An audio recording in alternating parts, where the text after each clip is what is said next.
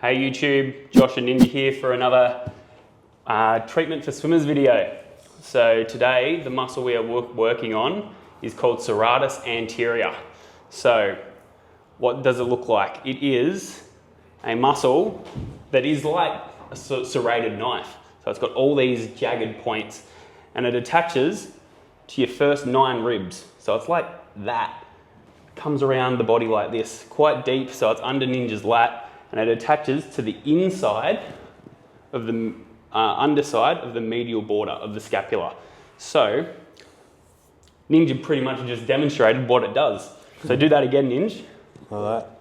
So you can see this movement, it's upwardly rotating the shoulder blade.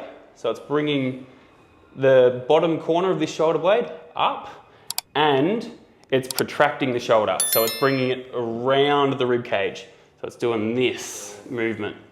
Now, why is this important for swimmers? So, everything that we do in swimming is generally in front of us. Freestyle, butterfly, not so much backstroke, but it's still overhead and it's still being used. And not so much breaststroke, but definitely freestyle and butterfly are the main ones, where that arm's coming over and you're getting that catch in front of the stroke.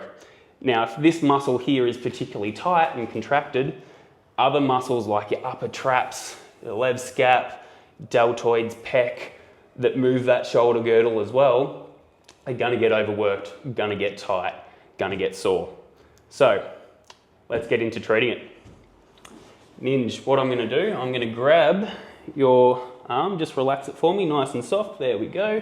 I'm going to come in with a broad forearm and just sort of pin here. Now there's no wax on here. So we're not slipping and sliding. It's nice and connected.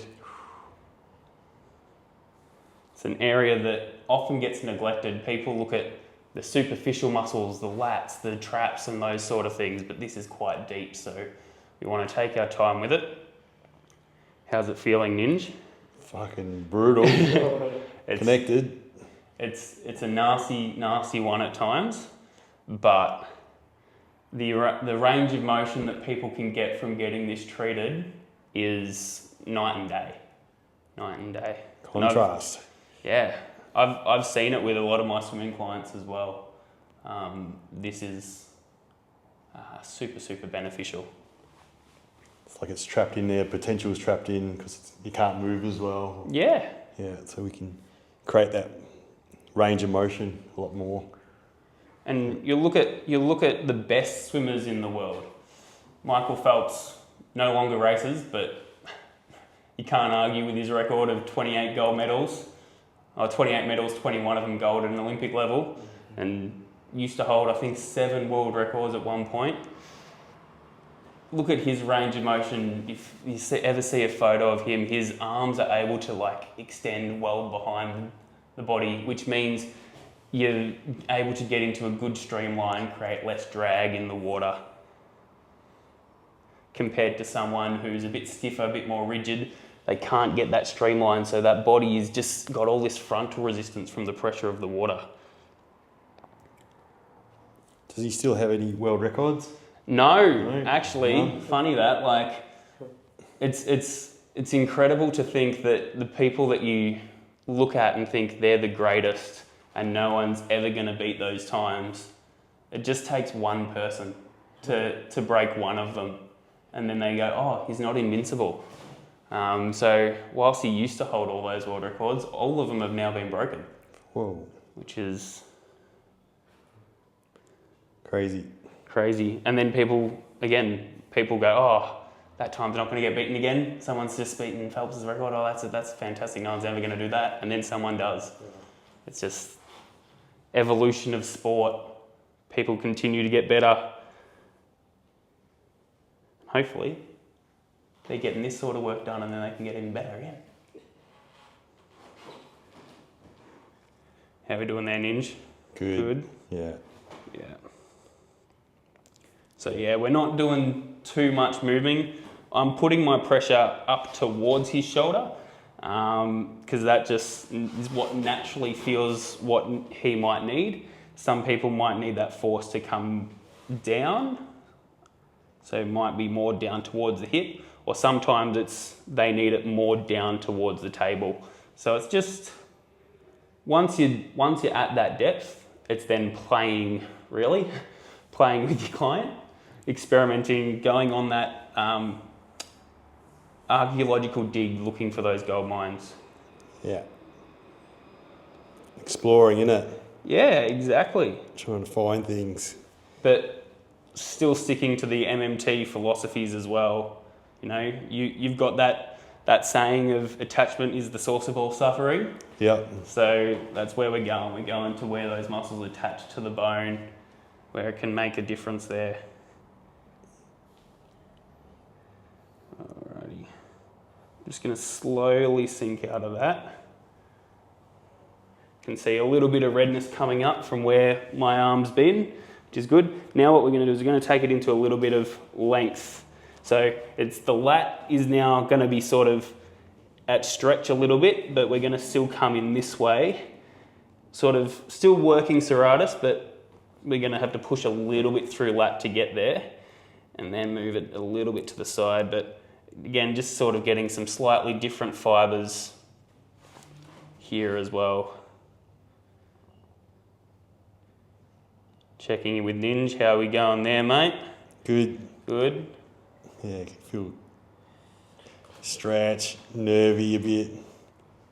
And sometimes it's good just to sort of soften and then move that into a little bit more range, rather than just sort of getting stuck there. Because if you go to the end range the whole time, the client on the table might be going, oh, that's a bit much. So sometimes just soften it a little bit just so that they can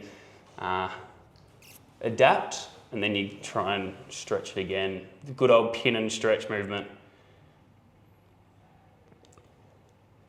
And softening a little bit more just to let it relax. And we go a little bit deeper as well. Yeah, it's really deep work. Yeah. So you got to go slow, haven't you?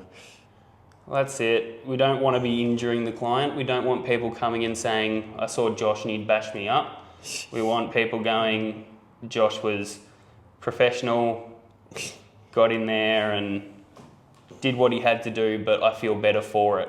Yeah. And there's you know the difference between a torture pain and a therapeutic pain.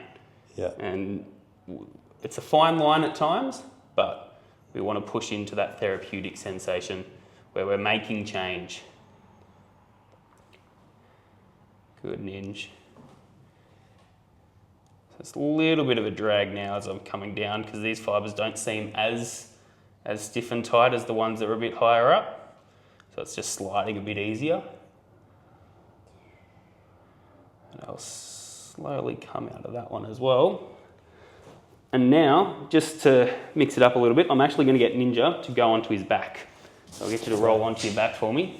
So I just want to have one more look at some of these more anterior fibres. So I'm going to get you to bring that arm overhead, just sort of let it relax there. And I'm going to come in here. So you can actually see some of these fibres of the muscle here, because these muscles are quite defined on Ninja. So we're going to actually come in onto the rib cage with our fingers and just sort of hook in and drag down, open up through the rib cage a little bit. You might be getting a little bit of intercostal stuff as well, but just working this serratus.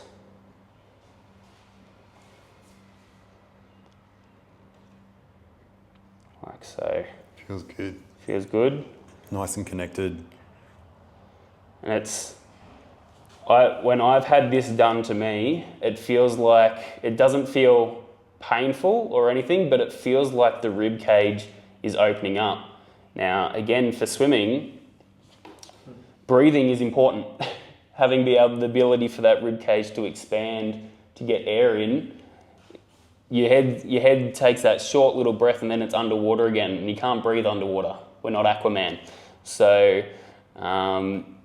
having that ability for that rib cage to expand, let the lungs expand to their maximum capacity, to get that air in that quick breath, will make a difference.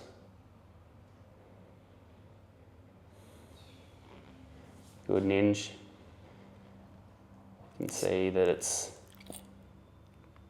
getting some good blood flow there as well.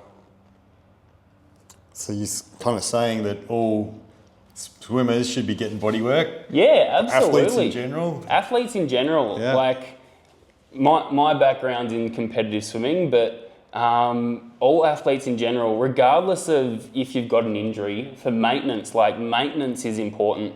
You might be feeling pretty good in the water or in the footy field or on the ice hockey rink, whatever it is that you do, but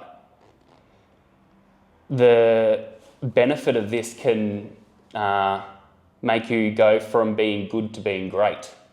So it's athletes, anyone can benefit from this work.